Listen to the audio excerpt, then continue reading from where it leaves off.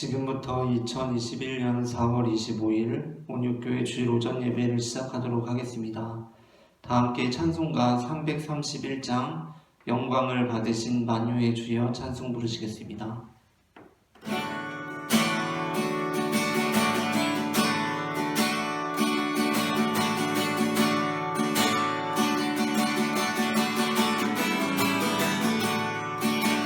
영광을 받으신 만유의 주여 우리가 명령을 따르리다.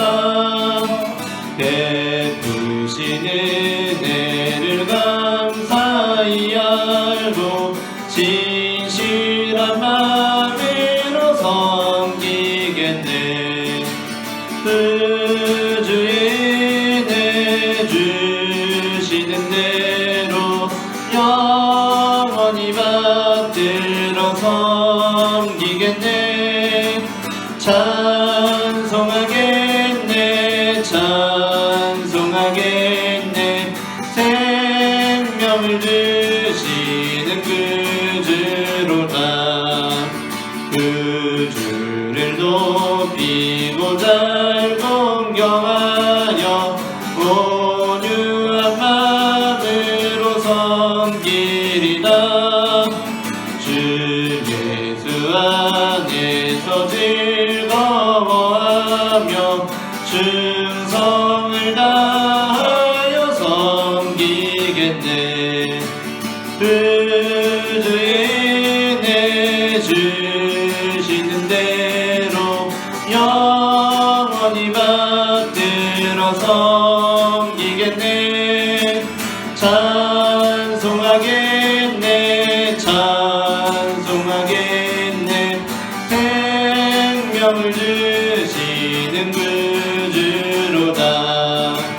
예수를 믿고서 늘 사랑하여 참 깊은 마음으로 섬기리다.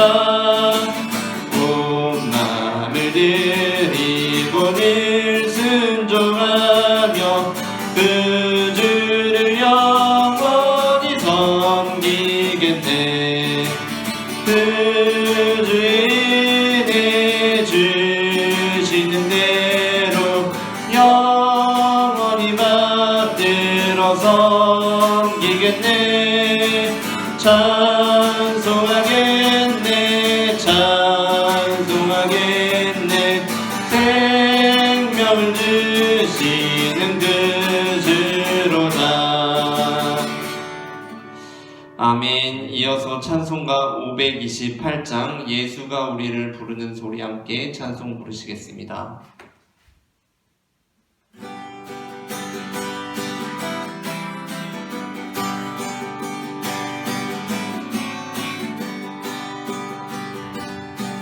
예수가 우리를 부르는 소리 금성 부드러워. 문 앞에 나와서 사면을 보며 우리를 기다리네. 오라 오라 방황치 말고 죄 있는 자들아 이리로라. 주 예수 앞에 오라. 간절히 오라고 부르실 때에 우리는 지체하랴. 주님의 은혜를 외안히 받고 못 들은 채 하려나.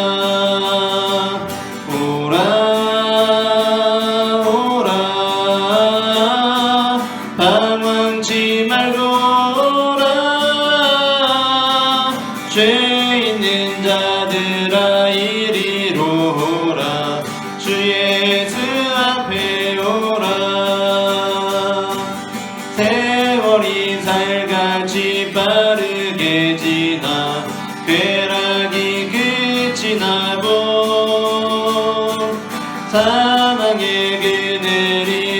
여호와 내 앞에 들리며 가리우네.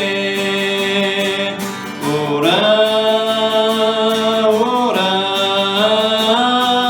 방황치 말고 오라.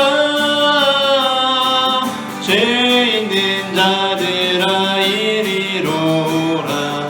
주 예수 앞에 오라. 우리를 위하여 예비해 두신 영원한 집이 있어. 죄 많은 세상을 떠나게 될 때 영접해 주시겠네. 오라 오라 방황치 말고 오라. 죄 있는 자들아 이리로 오라. 주 예수 앞에 오라. 아멘. 교회 소식을 전하도록 하겠습니다. 오늘 주일 오전 예배는 사전 녹화하여 비대면 온라인 예배를 드리며 사전 녹화 현장에는 설교자와 기도자 2명이 참석하고 있음을 알려드립니다. 금주간에는 월요일부터 수요일까지 그리고 금요일에는 평일 오전 예배가 있습니다. 목요일에는 평일 오전 예배가 없습니다. 다 함께 찬송가 94장 주 예수보다 더 귀한 것은 없네. 다 함께 찬송 부르시겠습니다.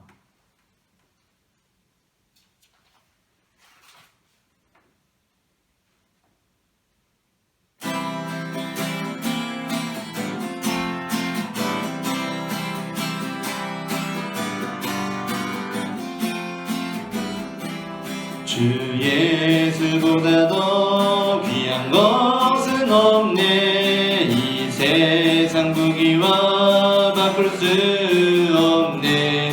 영주를 내 대신 돌아가신 그 놀라운 사랑 잊지 못해.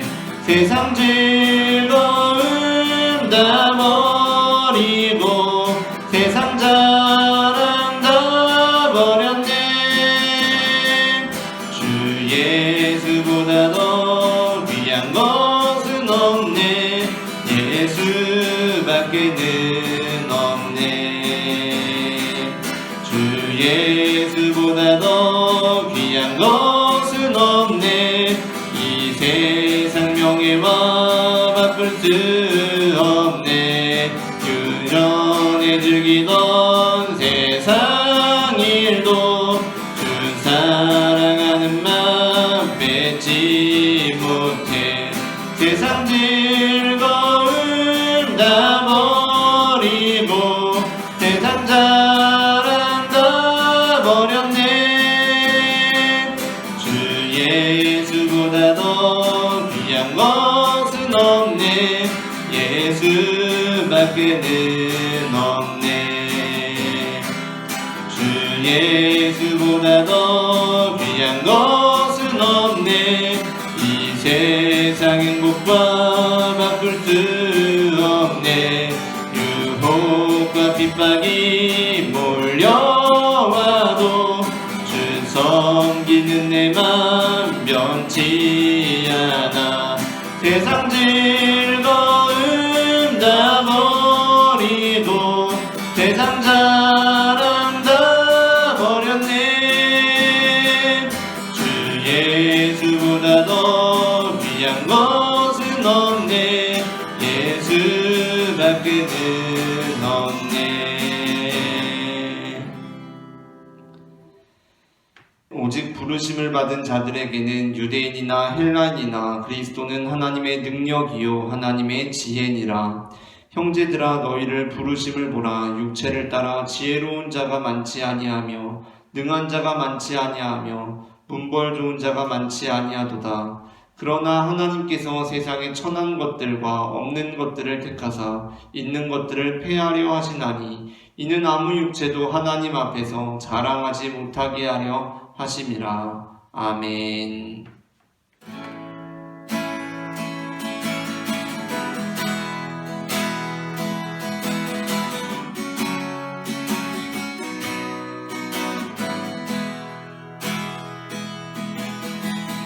주의 보좌로 나갈 때에 어떻게 나가야 할까? 나를 구원한 주의 십자가 그것을 믿으며 가네. 주의 보좌로 나갈 때에 나 여전히 부족하나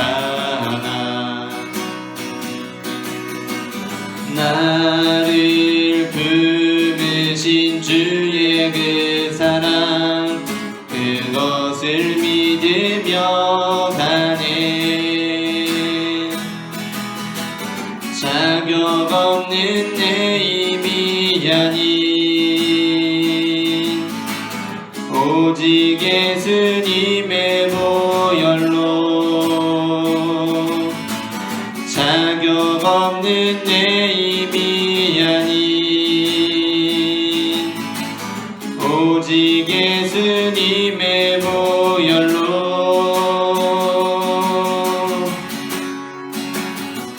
십자가의 보혈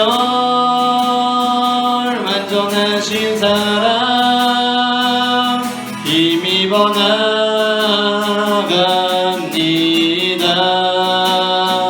십자가의 보혈 완전하신 사랑 힘입어 예배합니다. 십자가의 보혈 완전하신 사랑 힘입어 나갑니다. 십자가의 보혈 완전하신 사랑 힘입어 예배합니다.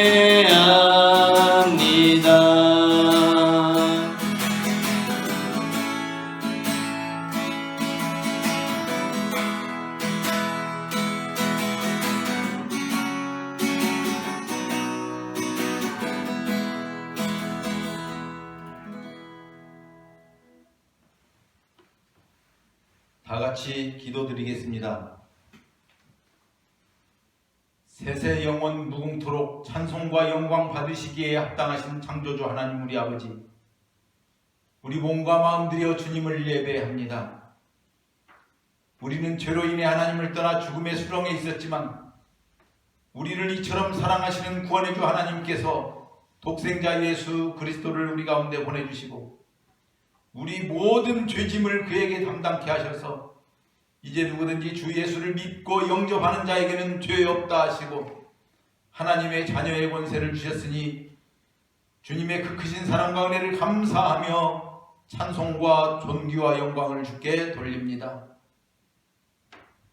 하와에게 다가와 내가 하나님같이 되리라 했던 사탄 마귀는 사람들의 영혼을 시험하고 삼킬 자를 찾아 두루다니며 믿는 자라도 넘어지게 하지만 우리 주 하나님께서 우리를 붙잡아 주시고 내가 너와 함께 하리라 하신 말씀대로 지금 여기까지 우리에게 긍휼과 자비로 덧입혀 지켜주시니 감사드립니다.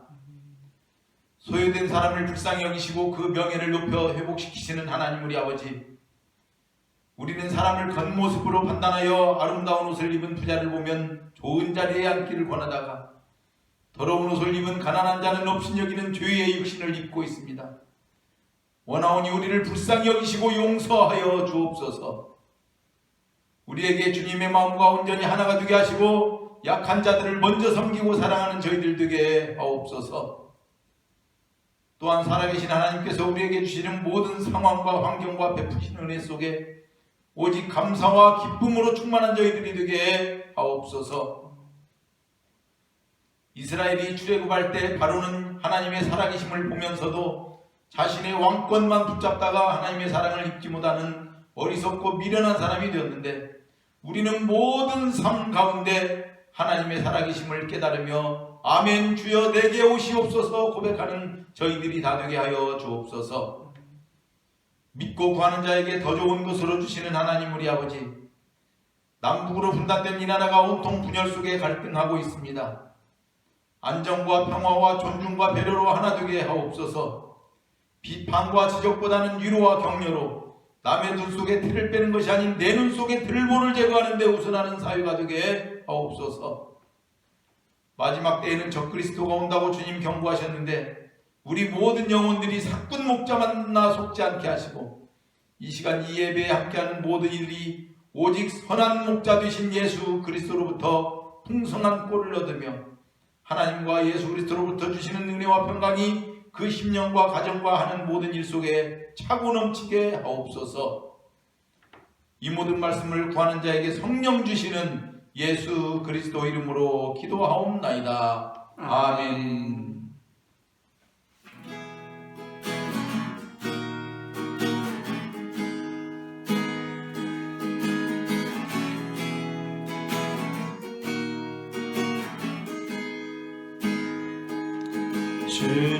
주님이 홀로 가신 그 길 나도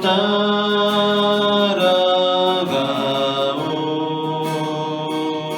모든 물과 피를 흘리신 그 길을 나도 가오. 험한 산도 나는 괜찮소. 바다 끝이라도 나는 괜찮소. 죽어가는 저들을 위해 나를 버리길 바라오. 아버지 나를 보내주오. 나는 달려가겠소.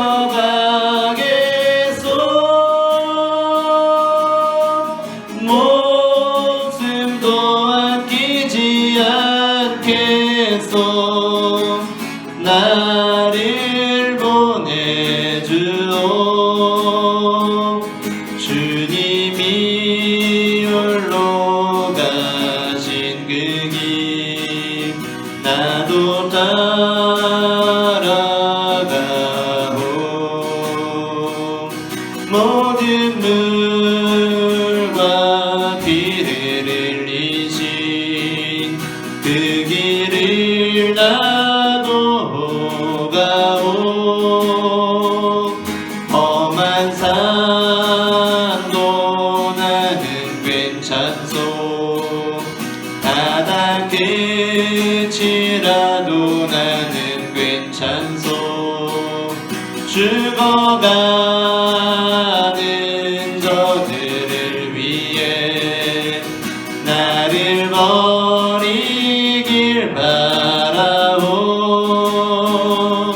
아버지 나를 보내주오. 나는 달려가겠소.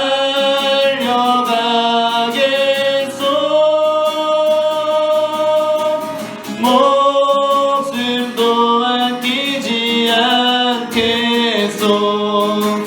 나를 보내주오. 세상이 나를 미워해도 나는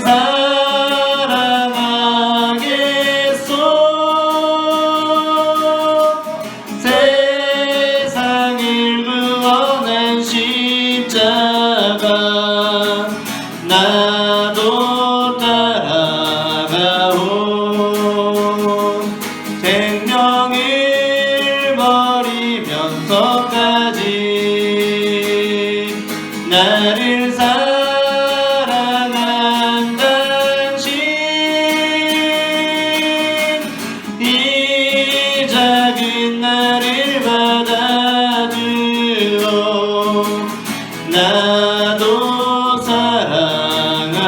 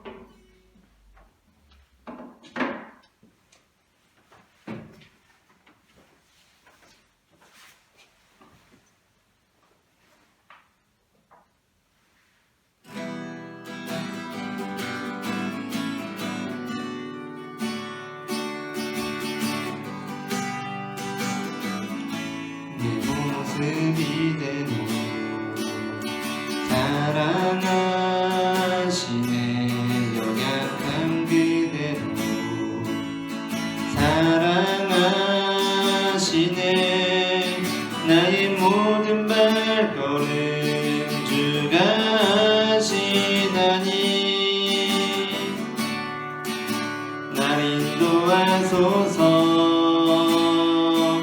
내 모습 이대로 사랑하시네. 연약함 그대로 사랑하시네.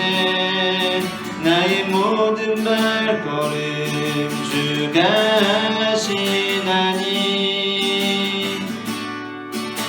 날 인도하소서. 주님 날개 아래 거하는 것, 주의 임재 안에 거하는 것, 나의 가장 큰 소망, 나의 가장 큰 은혜, 주와 함께 동행하느니 주의 날개 아래 거하는 것, 주의 임재 안에 거하는 것, 나의 가장 큰 소망, 나의 가장 큰 은혜, 주와 함께 동행하느니 모든 상황 속에서 주를 찬양할지라. 주는 너의 큰 상급,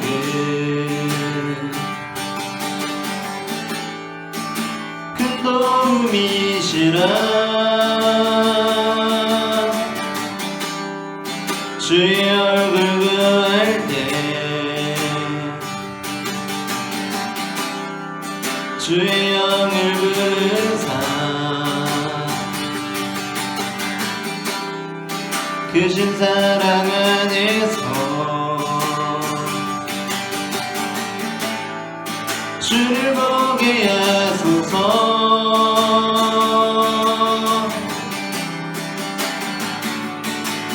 내 영혼이 확정되어 싸우니 믿음의 눈 들어 주를 바라봅니다. 내 영혼이 확정되어 싸우니 믿음의 눈 들어 바라봅니다. 주를 찬양할 때 주의 나라 이미 임했네. 주 영원한 나라 주 보게 하소서.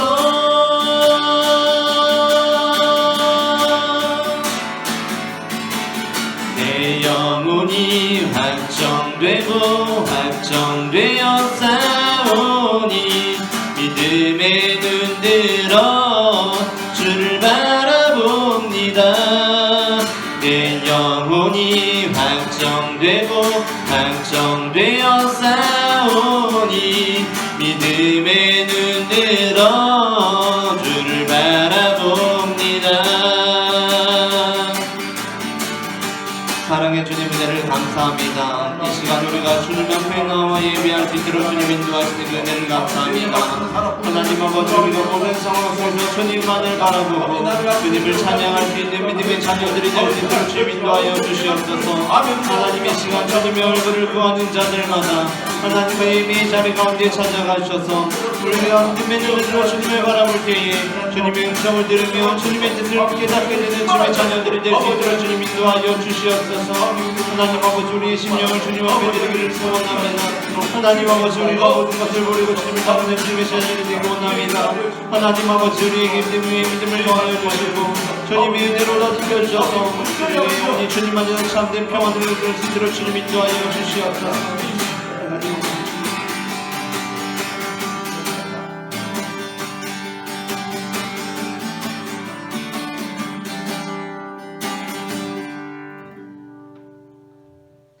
사랑의 하나님 감사합니다. 이 시간 우리가 주님의 말씀에 앞에 서게 하시니 감사합니다.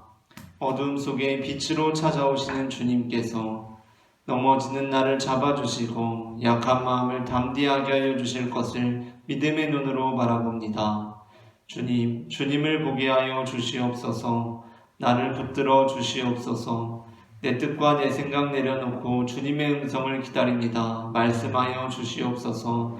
살아계신 주 예수 그리스도의 이름으로 기도합니다. 아멘. 오늘 우리가 함께 나눌 말씀은 마태복음 19장 16절부터 30절까지입니다. 마태복음 19장 16절부터 30절까지 본문은 신약성경 32페이지 전후에 있습니다. 다 함께 일어나셔서 성경을 봉독하겠습니다.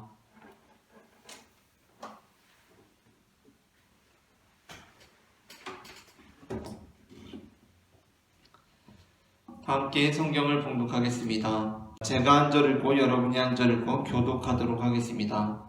어떤 사람이 주께 와서 이르되 선생님이여 내가 무슨 선한 일을 하여야 영생을 얻으리이까? 예수께서 이르시되 어찌하여 선한 일을 내게 묻느냐. 선한 이는 오직 한 분이시니라. 내가 생명에 들어가려면 계명들을 지키라. 이르되 어느 계명이오니이까? 예수께서 이르시되 살인하지 말라, 간음하지 말라, 도둑질하지 말라, 거짓 증언하지 말라, 내 부모를 공경하라. 내 이웃과 내 자신과 같이 사랑하라 하신 것이니라. 그 청년이 이르되 이 모든 것을 내가 지키었사온데 아직도 무엇이 부족하니이까? 예수께서 이르시되 네가 온전하고자 할진대 가서 네 소유를 팔아 가난한 자들에게 주라. 그리하면 하늘에서 보화가 네게 있으리라. 그리고 와서 나를 따르라 하시니. 그 청년이 재물이 많음으로 이 말씀을 듣고 근심하며 가니라. 예수께서 제자들에게 이르시되 내가 진실로 너희에게 이르노니 부자는 천국에 들어가기가 어려우니라. 다시 너희에게 말하노니 낙타가 바늘귀로 들어가는 것이 부자가 하나님의 나라에 들어가는 것보다 쉬우니라 하시니. 제자들이 듣고 몹시 놀라 이르되 그렇다면 누가 구원을 얻을 수 있으리이까? 예수께서 그들을 보시며 이르시되 사람으로는 할 수 없으나 하나님으로서는 다 하실 수 있느니라. 이에 베드로가 대답하여 이르되 보소서 우리가 모든 것을 버리고 주를 따랐사온데 그런즉 우리가 무엇을 얻으리이까? 예수께서 이르시되 내가 진실로 너희에게 이르노니 세상이 새롭게 되어 인자가 자기 영광의 보좌에 앉을 때에 나를 따르는 너희도 12보좌에 앉아 이스라엘 12지파를 심판하리라. 또 내 이름을 위하여 집이나 형제나 자매나 부모나 자식이나 전토를 벌인 자마다 여러 배를 받고 또 영생을 상속하리라. 함께 읽겠습니다. 그러나 먼저 된 자로서 나중되고 나중된 자로서 먼저 될 자가 많으니라. 아멘. 자리에 앉으시겠습니다. 이 시간 예배의 자리에 나오신 여러분을 축복합니다. 오늘 저는 앞서 읽은 마태복음 19장 16절부터 30절까지의 본문으로 하나님의 나라에 들어가는 것이라는 제목의 설교를 하려고 합니다. 전해지는 말씀 가운데 하나님의 은혜가 있기를 바랍니다.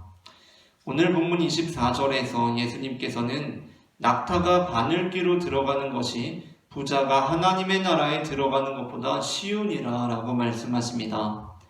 낙타는 결코 바늘귀로 들어갈 수 없습니다. 그러므로 이 말씀은 부자가 하나님의 나라에 들어가는 것이 불가능하다는 말씀입니다. 그러나 이 선언은 보편적인 부자들을 향하고 있는 것이 아닙니다. 사실 오늘 24절 본문에서 예수님께서는 일반적인 단어로서 부자라고 말씀하시지만 여기서 말씀하시는 부자는 분명 구체적으로 지시하시는 대상이 있었습니다. 그는 바로 영생에 대한 갈급함을 가지고 있었으나 자신의 많은 재물로 인하여 예수님을 따르기를 포기한 오늘 본문 16절부터 22절에 등장하고 있는 이 구체적인 인물 부자 청년이었습니다. 그러므로 오늘 본문 24절에서 예수님께서 낙타가 바늘귀로 들어가는 것이 부자가 하나님의 나라에 들어가는 것보다 쉬우니라 라고 하시는 이 선언은 보편적인 부자들 모두를 의미한다고 할 수 없습니다. 오히려 이는 영생에 대한 갈급함을 느끼고 있으면서도 하나님이 아닌 다른 것에 얽매여서 영생의 길을 따르지 못하고 있던 그 영혼, 부자 청년과 그러한 영혼들을 향한 메시지인 것입니다. 오늘 본문 16절을 보게 되면 어떤 사람, 또 다음에 이어지는 내용들이나 다른 복음서들과 함께 보면 부자 청년이었고 관리였던 사람이 예수님께 나와서 무슨 선한 일을 하여야 영생을 얻을 수 있는지 질문합니다. 16절입니다. 어떤 사람이 주께 와서 이르되 선생님이여 내가 무슨 선한 일을 하여야 영생을 얻으리이까? 그러자 예수님께서는 살인하지 말라든가 간음하지 말라든가 하는 10계명의 후반부에 해당하는 사람들과의 관계에서 지켜야 하는 계명들을 지키라고 하십니다. 16절부터 19절입니다. 예수께서 이르시되 어찌하여 선한 일을 내게 묻느냐? 선한 이는 오직 한 분이시니라. 내가 생명에 들어가려면 계명들을 지키라. 이르되 어느 계명이오니이까? 예수께서 이르시되 살인하지 말라, 간음하지 말라, 도둑질하지 말라, 거짓 증언하지 말라, 내 부모를 공경하라, 내 이웃을 내 자신과 같이 사랑하라 하신 것이니라. 아멘. 이 본문에서 특징적인 것은 예수님께서 우리와 하나님과의 관계를 나타내고 있는 10계명의 첫 번째 계명부터 세 번째 또는 네 번째 계명까지가 아니라 다섯 번째 계명, 부모를 공경하라는 것부터 말씀하고 계신다는 것입니다. 그런데 그 말씀을 듣고 부자 청년은 자신이 그것을 다 지켰다고 자부합니다. 20절입니다. 그 청년이 이르되 이 모든 것을 내가 지키었사온데 아직도 무엇이 부족하나이까? 그러자 예수님께서는 그렇다면 내 소유를 팔아 가난한 자들에게 주고 나를 따르라 라고 하십니다.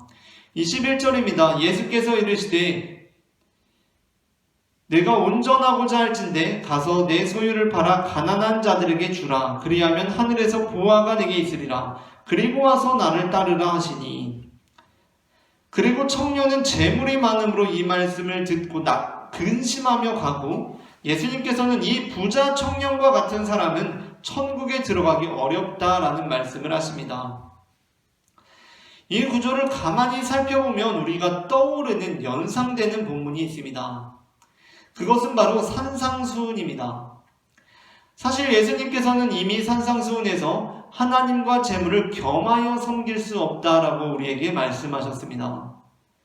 그리고 우리는 앞서 이전에 우리가 산상수훈을 다루었던 설교였던 먼저 그의 나라와 그의 의를 구하라라는 설교에서 그 본문 하나님과 재물을 겸하여 섬길 수 없다라고 하는 그 본문은 10계명의 첫 번째와 두 번째 계명과 관련된 말씀이라는 것을 들었습니다. 당연합니다. 산상수훈의 마태복음 24절 본문에서 예수님께서 한 사람이 두 주인을 섬기지 못할 것이니 혹 이를 미워하고 저를 사랑하거나 혹 이를 중히 여기고 저를 경히 여김이라. 너희가 하나님과 재물을 겸하여 섬기지 못하느니라 라고 말씀하시고 계셨는데 그것은 10계명의 첫 번째 계명과 두 번째 계명, 즉 우리에게 너는 나 외에는 다른 신들을 두지 말라, 너를 위하여 우상을 만들지 말고 그것들을 섬기지 말라라는 말씀과 아주 밀접하게 관련되어 있는 말씀이었다는 것입니다. 그런데 우리가 그 하나님과 재물을 겸하여 섬길 수 없다, 그리고 그것이 10계명의 첫 번째, 두 번째 계명과 아주 밀접하게 관련된 구절이다 라는 것을 나눌 때 우리가 그 산상수훈을 나누면서 한 가지 더 구조적으로 살펴보았던 것이 있습니다. 그것은 바로 예수님께서 이 첫 번째 계명과 두 번째 계명과 관련된 이 구절, 예수님께서 산상수훈에서 10계명의 첫 번째 계명과 두 번째 계명과 관련되어 있는 너희가 하나님과 재물을 겸하여 섬기지 못하느니라 라는 이 구절을 말씀하시기 전에 예수님께서는 10계명의 후반부에 나오는 구절들에 대해서 말씀하셨다는 것이었습니다. 그러니까 예수님께서는 10계명의 첫 번째 계명, 두 번째 계명과 관련된 메시지를 전하시기 전에 10계명의 후반부와 관련된 말씀을 산상수훈에서도 먼저 전하셨다는 것입니다. 마태복음 6장 24절에서 너희가 하나님과 재물을 겸하여 섬기지 못하느니라 라는 말씀을 하시기 전에 예수님께서는 5장 21절부터 48절에서 살인하지 말라는 계명에 대해서, 그리고 간음하지 말라는 계명에 대해서, 또한 내 이웃을 사랑하고 내 원수를 미워하라는 계명에 대해서 말씀하셨습니다.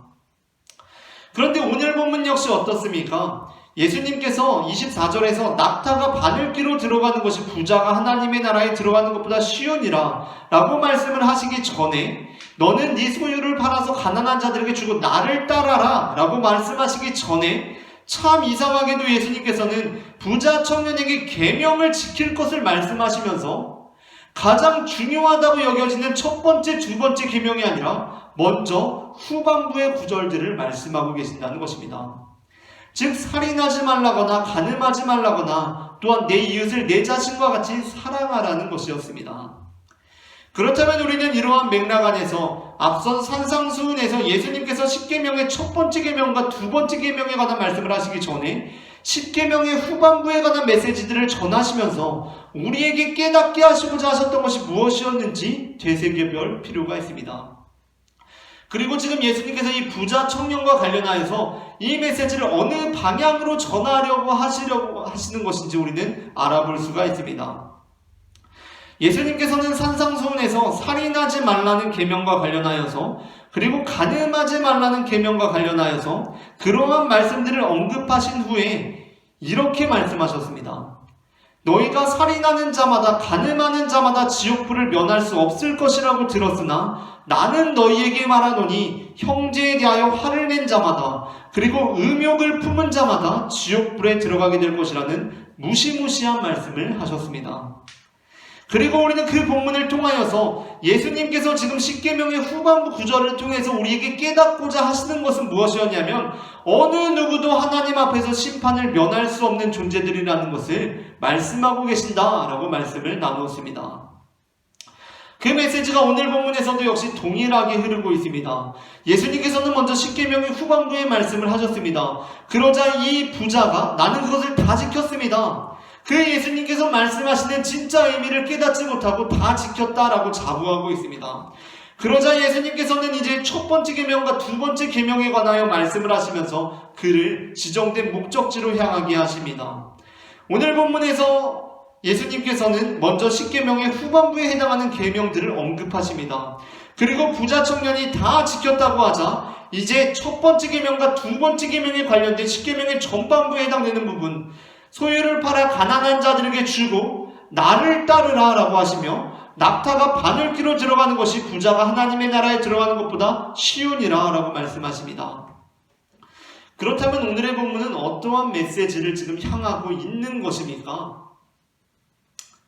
오늘 메시지가 어떠한 지금 지향점을 향하고 있다라고 생각하십니까? 성서 해석의 역사를 보게 되면 가장 기본적으로 이 본문은 예수님께서 부자가 하나님의 나라에 들어가는 것이 어렵다는 말씀을 하셨다라고 여겨졌습니다. 너무나 명확한 메시지 아닙니까? 오늘 본문에서 딱 예수님께서 부자는 천국에 들어가기 어렵다라고 말씀하십니다. 그렇기 때문에 오히려 교회에게 있어서 성서 해석의 역사는 대체로 이 본문을 어떻게 잘 해석해서 그 바늘길을 낙타가 지나갈 만큼 크고 넓게 만들 수 있느냐가 관건이었습니다. 그러니까 이 본문에서 예수님께서 부자가 천국에 들어갈 수 없다라고 말씀하시니까 이제 교회의 역할이 뭐가 된 거냐면 어떻게 하면 이 바늘길을 좀 크게 만들어가지고 부자들도 좀 천국에 갈 수 있게끔 그렇게 설교할 수 있을까? 그것이 교회의 큰 관심사였다는 것입니다. 교회는 항상 어떻게 하면 이 바늘길을 지름 한 3m 정도 되게 큰 구멍으로 만들어서 낙타들이 쉽게 지나들 수 있게끔 만들 수 있을까를 고민하였습니다. 그래서 어쩌면 이 구절을 보고 부자를 질투하는 가난한 자들은 예수님께서 낙타가 바늘귀로 들어가는 것이 부자가 하나님의 나라에 들어가는 것보다 쉬우니라 라고 말씀하셨다고 하면서 기분 좋아했을지도 모르겠습니다. 그러나 예수님의 의도는 그것이 아니었습니다. 부자가 천국에 들어갈 수 없다라고 예수님께서 말씀하셨고 그것이 예수님의 첫 번째 말씀이었고 예수님께서 그 안에 의미하고 있는 것은 부자뿐만이 아니라 어느 누구도 하나님의 나라에 들어갈 수 없다. 그러니까 가난한 자라고 해서 부자는 못 간다라고 기뻐할 일이 아니다라는 것이 예수님의 뜻이었다는 것입니다. 예수님께서는 살인한 자들은 지옥불에 가지만 나는 그저 화만 냈을 뿐이니까 그런 처지에 놓이지는 않겠지 라는 우월주의를 깨부수신 분이었습니다. 어떤 성서학자들이 이 본문에서 바늘귀가 사실은 당시 성벽의 작은 출입구를 지칭한다고 애써 해석하기도 했습니다. 그러니까 그 당시에 보통 해가 떠 있을 때는 큰 문으로 사람들이 지나다니고 이제 인적이 드문 저녁이 되면은 그 큰 문은 폐쇄하고 이제 작은 문으로 이제 사람들이 통행을 했었는데 그 문이 바로 바늘문, 바늘귀라고 칭해지는 문이었다. 그래서 예수님께서 그 낙타가 바늘귀로 지나가기 어렵다라고 하신 것은 그 문을 칭하는 것이다 라고 좀 이 단어가 상응하게끔 그렇게 해석하기도 합니다. 그 문이 조금 좁아서 사람들이 지나다니기에는 좀 괜찮았지만 낙타들을 데리고 지나가면 그 위에 있는 짐들도 다 내리고 지나갈 만큼 번거로운 문이었다라고 이렇게 주장하기도 합니다. 그러나 오늘날 주류의 성경학자들은 잘 상응이 안 되긴 하지만 이게 잘 상응이 안 되지 않습니까? 이제 낙타하고 바늘이 갑자기 낙타에 왜 나오는지 이게 좀 약간 매치가 안 됩니다. 하지만 예수님께서 낙타와 바늘 구멍으로 표현하셨다는 것에 대부분이 동의하고 있습니다. 예수님께서는 지금 낙타가 좀 번거롭게 지나가야만 하는 작은 문을 말씀하신 것이 아닙니다. 낙타에 있는 짐들 다 내리고 낙타 좀 수그려가지고 어렵게 지나가야 하는 그 바늘귀와 같은 문을 말씀하시는 것이 아닙니다. 예수님께서는 낙타와 바늘구멍을 말씀하십니다. 왜 바늘구멍입니까? 갑자기 낙타가 나왔다가 왜 전혀 상관없는 바늘구멍이 왜 나옵니까? 그 이유는 바늘귀는 낙타가 지나다닐 수도 없지만 강아지도 지나다닐 수 없는 구멍이었기 때문입니다. 아니, 강아지는커녕 지렁이도 쉽게 지나갈 수 없는 구멍입니다. 아니, 아예 지나가는 것이 불가능한 구멍입니다. 개미 한 마리도 지나갈 수 없는 구멍이 바로 바늘귀입니다. 그렇게 볼 때 이제 이 대화가 이해가 됩니다. 그러니까 예수님께서 낙타가 바늘귀로 지나갈 수 없다라고 하면서 가끔 가난한 자들은 예수님께서 부자는 이제 천국 못 간대, 나는 가겠다라고 이렇게 생각할 수가 있는데, 예수님께서 낙타와 바늘귀라고 말씀하시는 그 의도는 산상수훈에서 살인하는 자뿐만 아니라 화를 낸 자들도 다 심판을 받는다라는 말씀을 하셨던 것처럼 낙타뿐만 아니라 강아지도 지렁이도 개미 한 마리도 들어갈 수 없는 곳이 바로 천국문이다 라고 예수님께서 말씀하셨다는 것입니다. 이제 그렇게 볼 때 이제 이 대화가 비로소 이해가 되기 시작합니다. 사실 우리가 예수님께서 가난한 사람들은 그 바늘귀로 지나다닐 수 있고 부자만 못 다니는 거다라는 말씀을 하셨다고 한다면, 이 맥락에서 제자들도 그렇구나라고 이해했다고 한다면, 사실 오늘 본문에서 25절과 26절은 없는 것이 더 매끄럽습니다. 자, 봅시다. 제자들은 모든 것을 버리고 주를 따른 자들입니다. 그들은 지금 참으로 예수님과 가난한 생활을 했던 자들입니다. 그러니까 사실 예수님께서 21절부터 24절 말씀, 그러니까 마치 가난한 사람들 말고 부자들만이 천국에 들어가기 어려운 것처럼 오해될 수 있는 이 말씀을 하셨을 때, 이들이 예수님과 눈을 보고 대화하면서 그렇게 받아들였다고 한다면 베드로 역시 예수님께서 가난한 우리들은 그 바늘귀로 들어갈 수 있고 부자들은 아니구나라고 이해를 했다면, 그 맥락 안에서 이해를 했다면 바로 27절로 이어지는 것이 오히려 자연스럽습니다. 그렇지 않습니까? 부자가 천국에 들어가기 어렵다, 낙타가 바늘귀로 들어가는 것보다 부자가 하나님의 나라에 들어가는 것이 더 쉽다라고 얘기를 했을 때 가난한 우리는 돼 라고 했다면, 이에 베드로가 대답하여 이르되 보소서 우리는 모든 것을 버리고 주를 따라 싸운데 그런즉 우리가 무엇을 얻으리이까? 라고 하는 것이 오히려 굉장히 자연스럽습니다. 하지만 베드로를 비롯한 제자들은 그 질문을 바로 던질 수가 없었습니다. 왜 그렇습니까? 오히려 이 제자들은 너무나 그 말을 듣고 놀라서 그러면 누가 구원을 얻을 수 있겠습니까? 라고 낙담하면서 질문합니다. 왜냐하면 이들이 이 말씀을 들었을 때 이 맥락은 예수님께서 낙타는 못 가, 부자는 못 가라는 것이 아니라 낙타는 바늘길을 지나갈 수 없지만 다른 것들은 지나갈 수 있다라는 의미로 말씀하신 것이 아니라 어느 누구도 지나갈 수 없다라고 말씀하시는구나 라고 그들의 지금 상황 안에서 예수님께서 그렇게 말씀하시고 그들이 이해하는 그 상황이었다는 것입니다. 하지만 예수님께서는 그렇게 말씀을 마치시지 않으십니다. 예수님께서는 낙타가 바늘귀로 들어가는 것이 부자가 하나님의 나라에 들어가는 것보다 쉬운 일이라고 말씀하시고, 이에 대해서 제자들이 너무나 놀라서 그러면 누가 구원을 얻을 수 있으리까? 라고 묻자 예수님께서는 이렇게 말씀하십니다. 26절입니다. 예수께서 그들을 보시며 이르시되 사람으로는 할 수 없으나 하나님으로서는 다 하실 수 있느니라. 이 본문이 바로 예수님께서 말씀하시는 영생, 생명, 구원, 바로 하나님의 나라에 들어가는 것에 대한 주권이 누구에게 있는지를 분명하게 드러나고 계시는 부분입니다. 즉 하나님의 나라에 들어가는 것은 그가 어떠한 사람이든 간에 우리의 노력이나 행함, 우리의 공로나 조건이 아니라 하나님의 주권, 그 은혜로 이루어진다는 것입니다. 오늘 본문에서도 어떻게 말씀하고 있습니까? 가장 마지막 절에 그러나 먼저 된 자로서 나중되고 나중된 자로서 먼저 될 자가 많으니라. 어떠한 말씀입니까? 우리가 다음번에 다시 한번 살펴보게 되겠지만 하나님의 온전한 구원에 대한 주권을 우리에게 말씀하고 계신다는 것입니다. 요한복음 3장 1절부터 5절에는 바리새인 중에 니고데모라고 하는 사람이 예수님을 찾아온 내용을 전해주고 있습니다. 니고데모는 바리새인이었지만 예수님께 참된 가르침을 얻기 위해 나왔던 사람이었는데 그가 밤에 예수님을 찾아와서 예수님이 바로 하나님께서 보내주신 사람임을 믿는다고 고백합니다. 그러자 예수님께서는 그에게 하나님의 나라에 들어가는 원리에 대해서 말씀해 주십니다. 그것은 바로 거듭나는 것, 물과 성령으로 다시 나는 것이었습니다.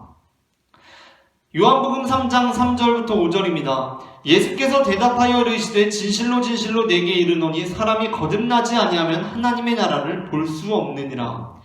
예수께서 대답하시되 진실로 진실로 내게 이르노니 사람이 물과 성령으로 나지 아니하면 하나님의 나라에 들어갈 수 없느니라.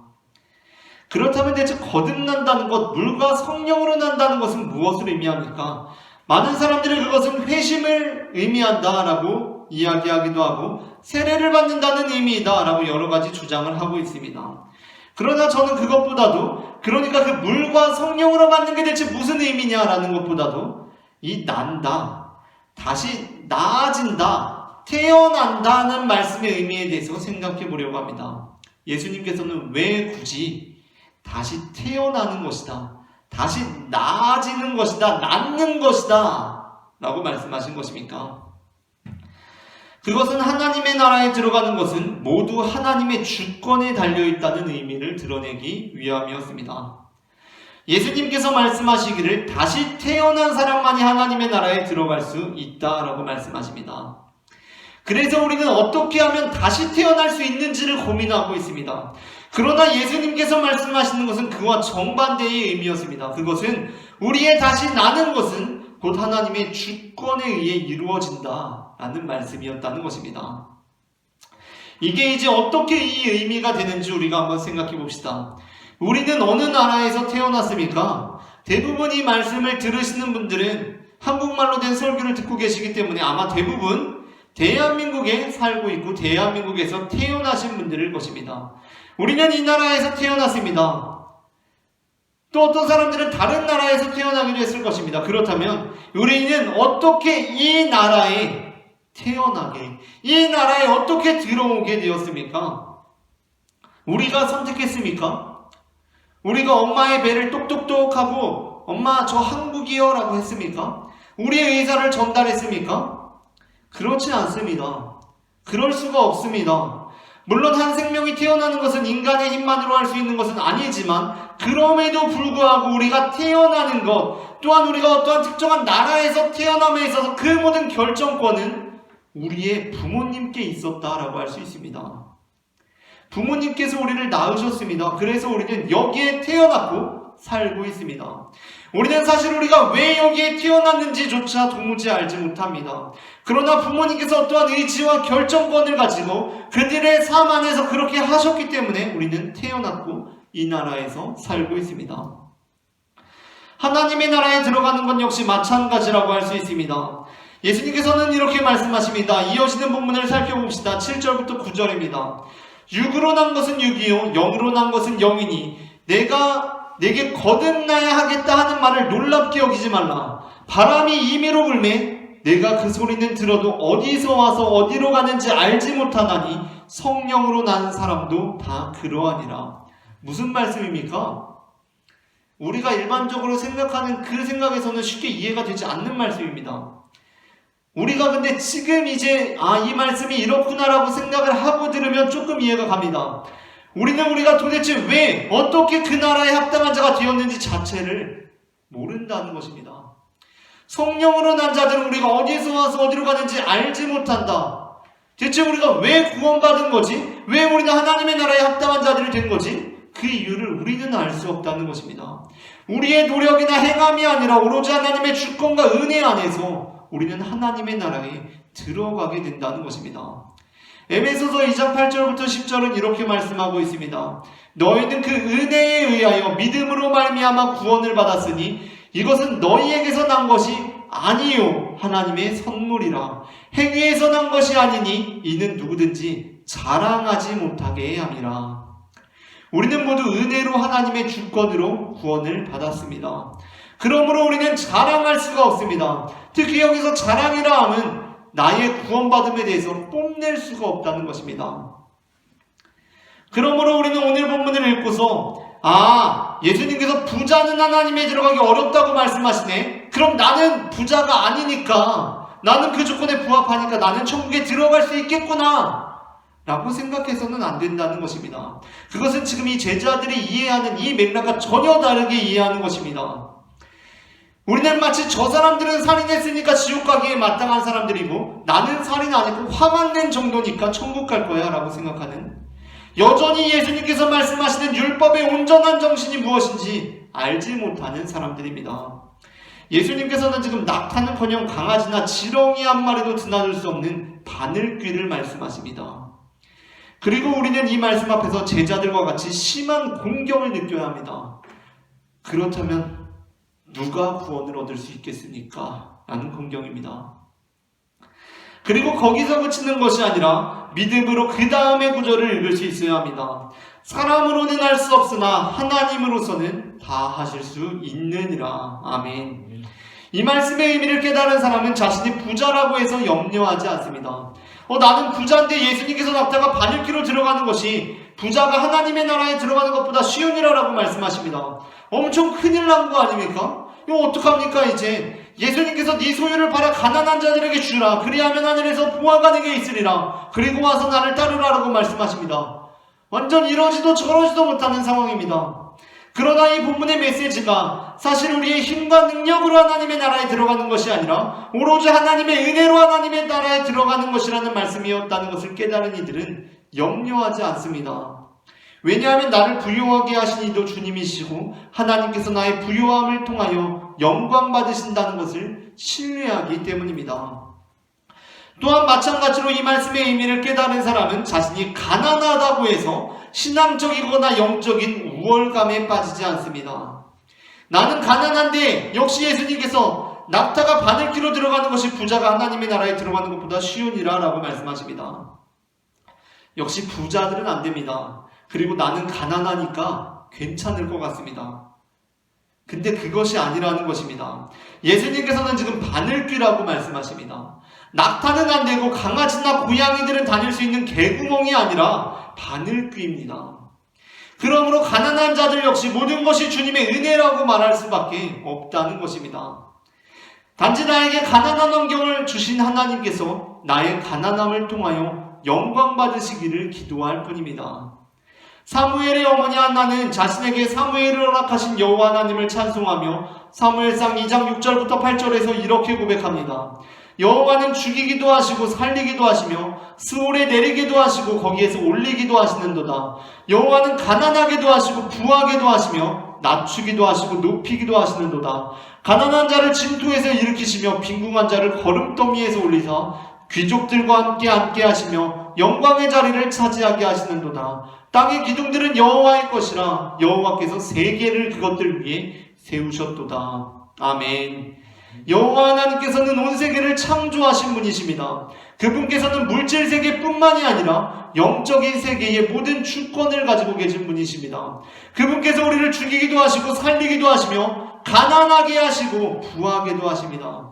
그렇다면 우리가 하나님을 믿는 자들로서 우리의 처한 환경 속에서 지녀야 하는 태도는 무엇입니까? 부하다고 해서 염려하는 것입니까? 가난하다고 해서 영적인 우월감에 빠지는 것입니까? 아닙니다. 이 모든 것이 주님께서 우리에게 주신 것이기에 우리는 전지전능하신 주님의 주권을 찬송하며 그분께 영광을 올려드리는 것입니다. 앞서 읽었던 에베소서 2장 8절부터 9절에서 이어지는 10절은 이렇게 말씀하고 있습니다. 우리는 그가 만드신 바라 예수 그리스도 안에서 선한 일을 위하여 지으심을 받은 자니 이 일은 하나님이 전에 예비하사 우리로 그 가운데서 행하게 하려 하심이니라. 오늘 본문에서 예수님께서는 우리가 영생을 얻기 위하여 선한 일을 행할 수 없는 존재들임을 드러내십니다.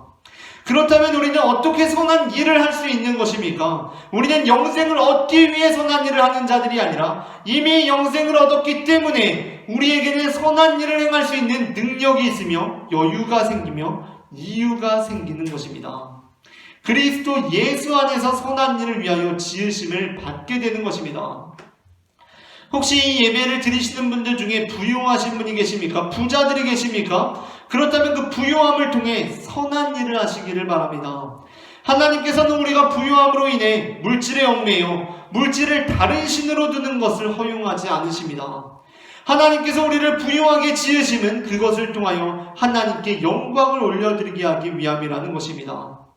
또한 이 예배를 드리시는 분들 중에 혹시 가난하신 분이 계십니까?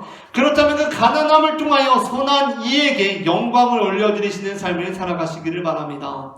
하나님께서는 단지 우리가 가난하게 살라고 가난하게 지으신 것이 아닙니다. 가난함으로 인해 물질의 노예가 되어 물질을 섬기며 사는 것을 원하지 않으십니다. 하나님께서 우리를 가난하게 하심은 그것을 통하여 하나님께 찬송을 올려드리게 하기 위함이었습니다. 이사야 43장 7절부터 21절입니다. 내 이름으로 불려지는 모든 자, 곧 내가 내 영광을 위하여 창조한 자를 오게 하라. 그를 내가 지었고 그를 내가 만들었느니라. 이 백성은 내가 나를 위하여 지었나니 나를 찬송하게 하려 함이니라. 아멘. 에베소서 1장 3절부터 6절에는 구원에 대한 하나님의 주권이 기록되어 있습니다. 그리고 그곳에서 우리를 택하시고 우리를 예정하신 이유에 대해서 이렇게 말씀하고 있습니다. 찬송하리로다. 하나님 곧 우리 주 예수 그리스도의 아버지께서 그리스도 안에서 하늘에 속한 모든 신령한 복을 우리에게 주시되 곧 창세 전에 그리스도 안에서 우리를 택하사 우리로 사랑 안에서 그 앞에 거룩하게 하시고 흠이 없게 하시려고 그 기쁘신 뜻대로 우리를 예정하사 예수 그리스도로 말미암아 자기의 아들들이 되게 하셨으니 이는 그가 사랑하시는 자 안에서 우리에게 거저 주시는 바 그의 은혜의 영광을 찬송하게 하려는 것이니라. 아멘. 특별히 우리의 구원에 대해서 하나님의 주권에 대해서 강조하고 있는 에베소서 1장 1절부터 14절까지에는 반복적으로 우리가 이렇게 나서 이렇게 살고 이렇게 구원에 이르는 것은 하나님의 영광과 찬송을 드리기 위함이라는 것을 증언하고 있습니다. 앞선 6절과 마찬가지로 11절부터 12절에서 이렇게 말씀하고 있습니다. 모든 일을 그의 뜻에 결정대로 일하시는 이의 계획을 따라 우리가 예정을 입어 그 안에서 기업이 되었으니 이는 우리가 그리스도 안에서 전부터 바라던 그의 영광의 찬송이 되게 하려 하심이라. 아멘. 그리고 이어지는 13절부터 14절입니다. 그 안에서 너희로 진리의 말씀 곧 너희의 구원의 복음을 듣고 그 안에서 또한 믿어 약속의 성령으로 인치심을 받았으니 이는 우리 기업의 보증이 되사 그 얻으신 것을 속량하시고 그의 영광을 찬송하게 하려 하심이라. 아멘. 오늘 이 시간 우리가 참으로 처해진 상황 속에서 선한 일을 통해 선한 일을 찬송하고 선한 이에게 영광을 돌리는 삶을 살아가기를 소망합니다. 영생을 얻기 위해 선한 일을 도모함으로 넘어지고 근심에 쌓이고 실패하는 자들이 아니라 이미 얻은 영생 안에서 선한 일을 행함으로 부유한 중에도 물질을 다른 신으로 삼지 않으며 가난한 중에도 물질을 우상으로 섬기지 않으므로 오직 우리에게 은혜를 베푸시는 주님께만 영광과 찬송을 올려드리는 자들이 되기를 소망합니다. 이 시간 주님께서 나를 따르라 라고 부르십니다. 이 시간 주님께서 내 백성들아 나에게로 오라 라고 부르십니다. 우리가 그 주님께 영광과 찬송을 올려드리기를 소망합니다. 이처럼 하나님께서는 우리를 통하여 영광과 찬송을 받으시기 위하여 우리를 지으셨으며 그러한 우리에게 그러한 삶을 살아갈 수 있도록 은혜를 베푸시는 분임을 저는 마태복음 19장 16절부터 30절 말씀을 근거로 고백합니다.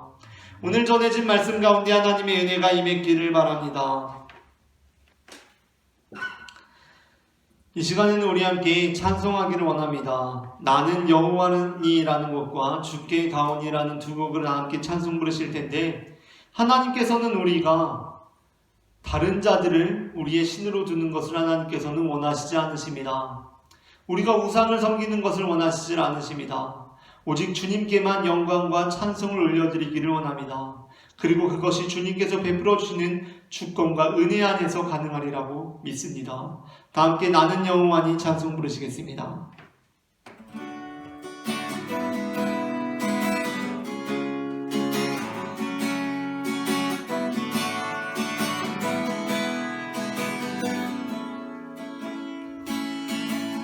나는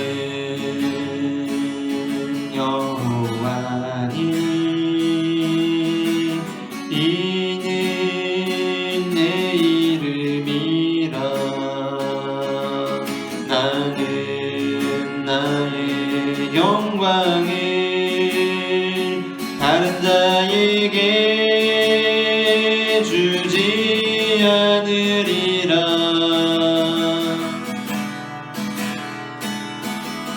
나는 여호와니 이는 내 이름이라. 나는 나의 찬송을 우상에게 주지 않으리라.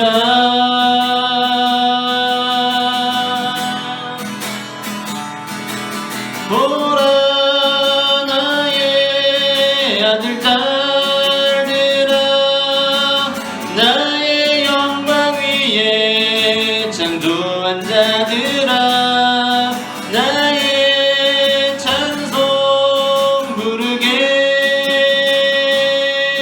내가 너희를 지었으니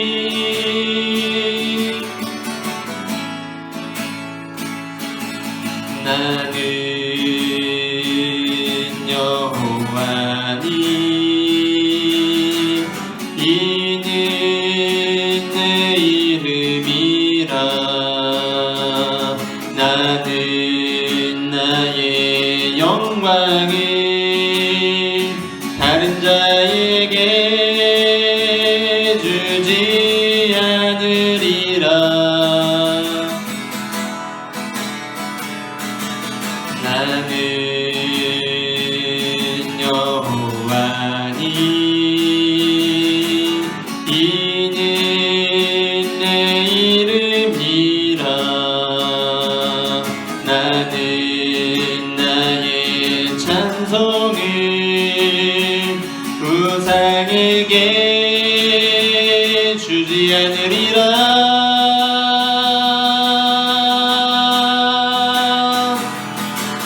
보라 나의 아들 딸들아, 나의 영광 위에 창조한 자들아, 나의 찬송 부르게.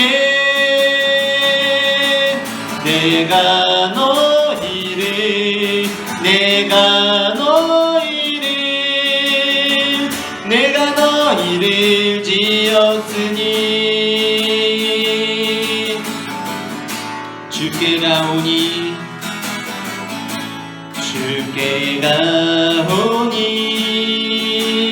날 새롭게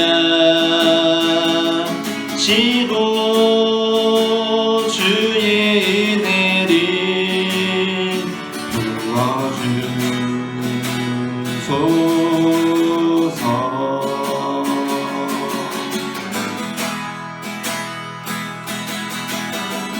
내 안에 발견한 나의 연약함 모두 벗어지리라. 주의 사랑으로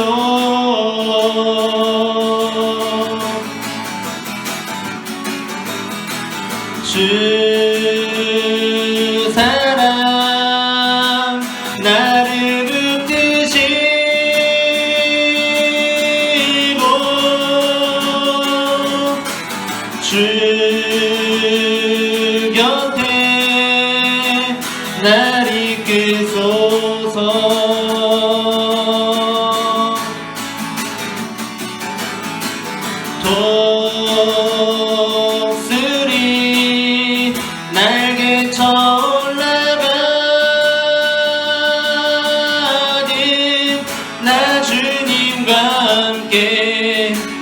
일어나 걸으리 주의 사랑 안에 나의 눈 열어 나의 눈 열어 주를 보게 하시고 주의 사랑을 알게 하소서.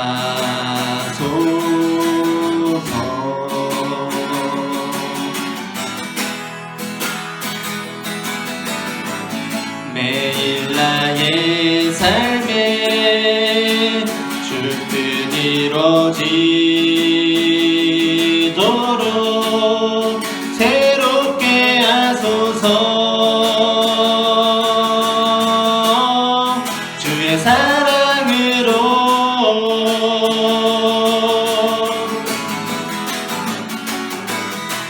주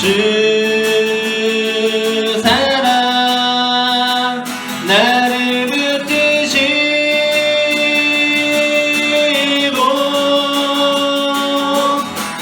주 곁에 날 이끄소서.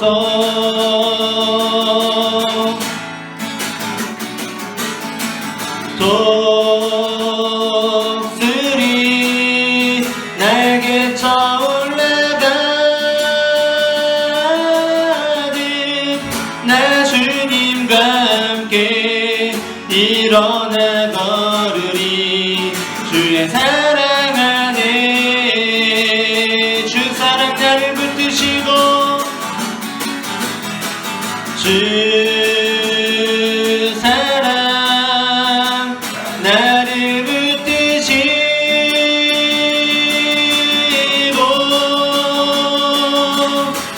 주 곁에 날 이끄소서.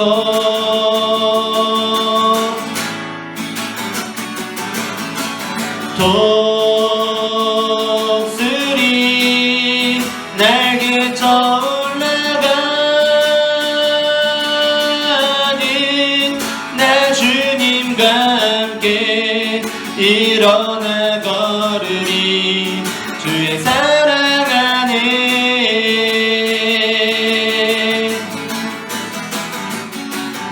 이 시간에 우리 함께 기도하기로 합니다. 이 시간 주님께서 우리를 부르고 계십니다. 주님, 이 시간 우리가 주님 앞에 나아갈 수 있도록 주님 인도하여 주시옵소서. 우리가 주님 앞에 나아갑니다. 주님께서 우리를 새롭게 하여 주시고 주님의 은혜를 부으셔서 우리가 주님의 손을 붙들고 일어나 걷는 믿음의 자녀들이 될 수 있도록 주님 인도하여 주시옵소서. 이 시간 함께 기도하시겠습니다. 사랑의 주님 은혜를 감사합니다. 하나님, 이 시간 주님께서 우리를 부르시는 그 음성을 듣고 나를 따르라고 부르시는 그 음성을 듣고 우리가 주님 앞에 나아갑니다. 하나님 아버지, 주님께 나아가는 영혼들마다 하나님 우리를 새롭게 하여 주시고 주님 우리의 손을 붙들어 주셔서 하나님 우리가 주님의 손을 붙들고 나아가는 믿음의 자녀들이 될 수 있도록 주님 인도하여 주시옵소서. 하나님 아버지, 이 시간 우리가 온전히 주님만을 섬기기를 소망합니다. 하나님 우리의 마음 가운데 하나님 아버지 주님의 다른 신을 두지 아니하고 온전히 주님만을 신뢰하며 주님만을 믿고 나아가는 믿음의 자녀들이 될 수 있도록 주님 인도하여 주시옵소서. 우리의 마음 안에 있는 우상들을 주님 아물어 주시고 온전히 주님의 뜻을 깨닫게 하시며 주님의 사랑을 깨닫는 믿음의 자녀들이 될 수 있도록 주님 인도하여 주시옵소서. 하나님 아버지, 우리의 손을 믿으시고